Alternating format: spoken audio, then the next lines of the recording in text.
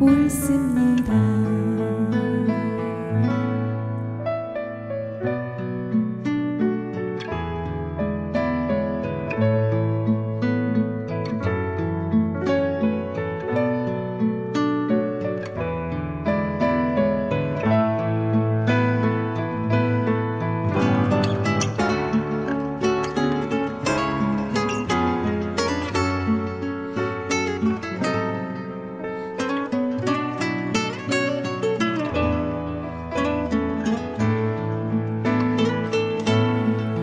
그리하지 않아도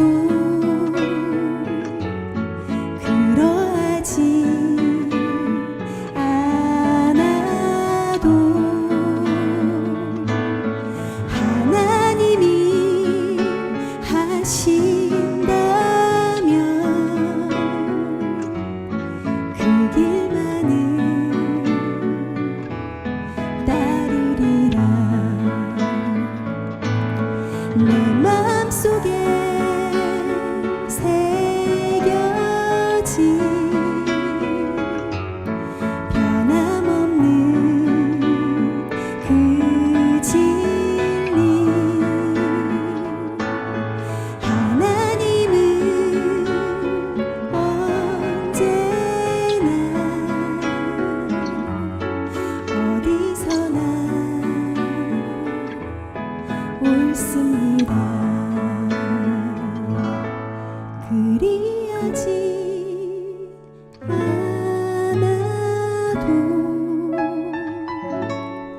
하나님은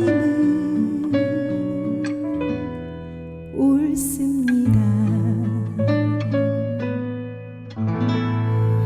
샬롬, 주님의 평강이 여러분과 함께하기를 기원합니다. 오늘 성경 읽기와 말씀 묵상을 통해 하나님의 말씀을 깨닫는 지혜와 기도하고 간구하는 모든 것들 위해 응답의 열매가 충만하기를 소망합니다. 오늘 성경 읽기 내비게이션은 사무엘상 31장입니다. 블레셋 사람들이 이스라엘을 침해 이스라엘 사람들이 블레셋 사람들 앞에서 도망하여 길보아 산에서 엎드러져 죽으니라. 블레셋 사람들이 사울과 그의 아들들을 추격하여 사울의 아들 요나단과 아비나답과 말기수아를 죽이니라. 사울이 패전함에 활 쏘는 자가 따라잡니 사울이 그 활 쏘는 자에게 중상을 입은지라. 그가 무기를 든 자에게 이르되 내 칼을 빼어 그것으로 나를 찌르라. 할례받지 않은 자들이 와서 나를 찌르고 모욕할까 두려워하노라. 무기를 든 자가 심히 두려워하여 감히 행하지 아니하는지라. 이에 사울이 자기의 칼을 뽑아서 그 위에 엎드러지매 무기를 든 자가 사울이 죽음을 보고 자기도 자기 칼 위에 엎드러져 그와 함께 죽으니라. 사울과 그의 세 아들과 무기를 든 자와 그의 모든 사람이 다 그날에 함께 죽었더라. 골짜기 저쪽에 있는 이스라엘 사람과 요단 건너쪽에 있는 자들이 이스라엘 사람들이 도망한 것과 사울과 그의 아들들이 죽었음을 보고 성읍들을 버리고 도망하매 블레셋 사람들이 이르러 거기에서 사니라. 그 이튿날 블레셋 사람들이 죽은 자를 벗기러 왔다가 사울과 그의 세 아들이 길보아 산에서 죽은 것을 보고 사울의 머리를 베고 그의 갑옷을 벗기고 자기들의 신당과 백성에게 알리기 위하여 그것을 블레셋 사람들의 땅 사방에 보내고 그의 갑옷은 아스다롯의 집에 두고 그의 시체는 벳산 성벽에 못 박음에 길르앗 야베스 주민들이 블레셋 사람들이 사울에게 행한 일을 듣고 모든 장사들이 일어나 밤새도록 달려가서 사울의 시체와 그의 아들들의 시체를 벳산 성벽에서 내려가지고 야베스에 돌아가서 거기서 불사르고 그의 뼈를 가져다가 야베스 에셀 나무 아래에 장사하고 7일 동안 금식하였더라.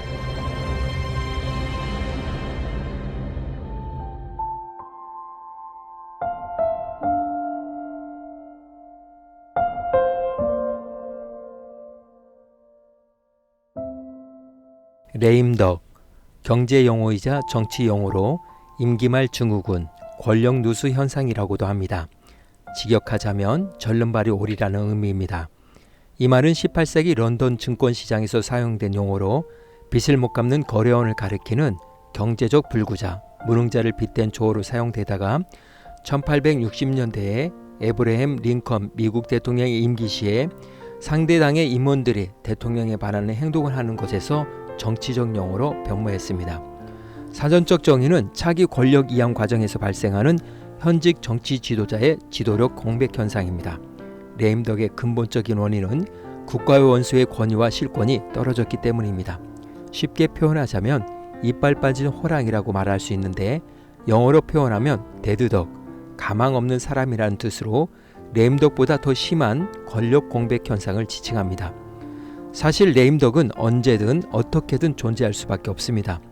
그러므로 메멘토 모리, 죽는다는 것을 기억하라, 죽음을 잊지 말아라는 말처럼 자신을 부정할 줄 아는 리더십을 가져야 할 것입니다.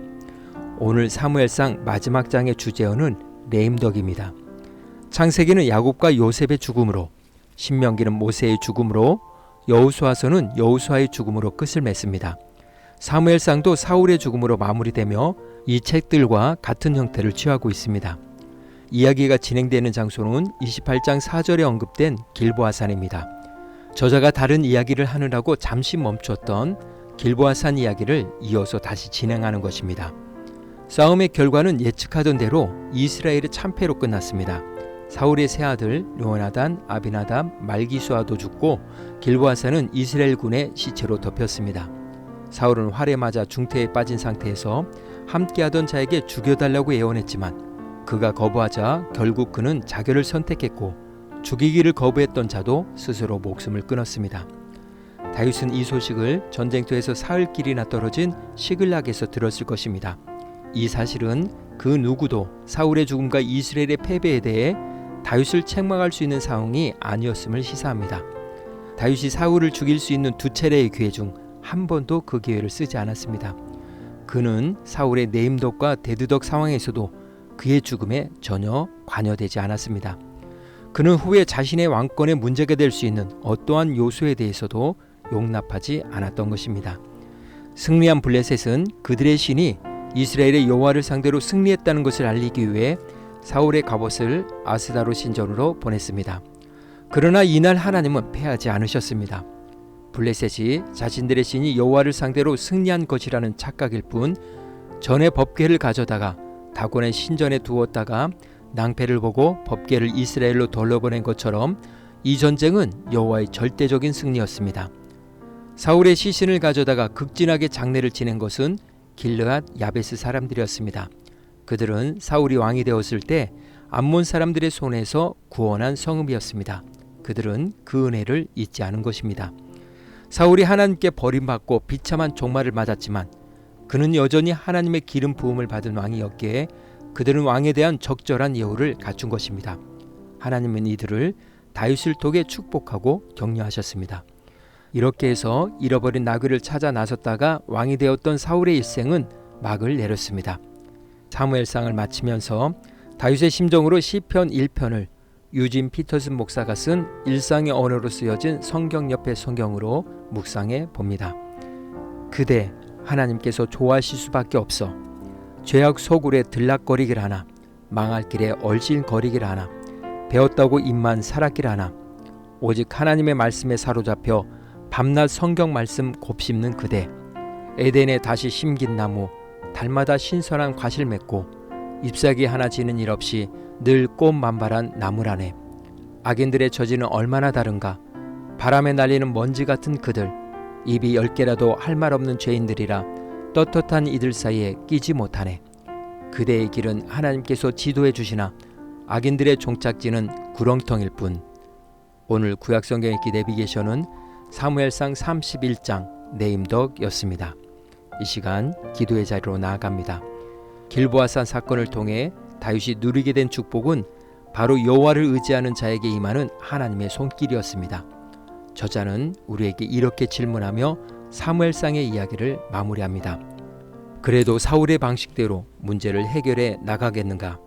말씀의 교훈을 생각하며 기도의 자리로 나아갑니다.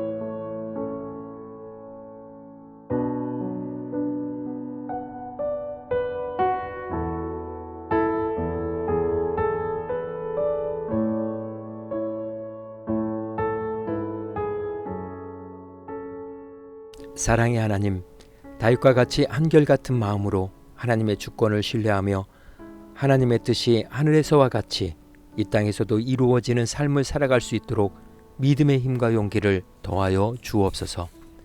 오늘은 이렇게 고백하며 나아갑니다. 시작보다 끝맺음이 더 중요합니다. 예수님의 이름으로 기도합니다. 아멘. 이제 음악이 마칠 때까지 자유롭게 기도합니다. 하나님께서 우리의 기도에 귀 기울여 주십니다.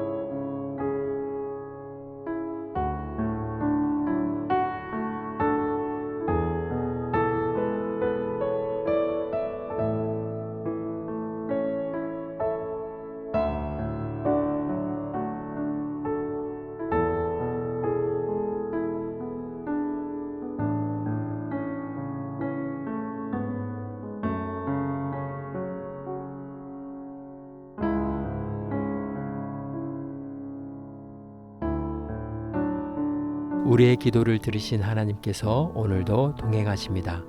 주님 안에서 성령의 새 역사를 써내려 가시길 축복합니다.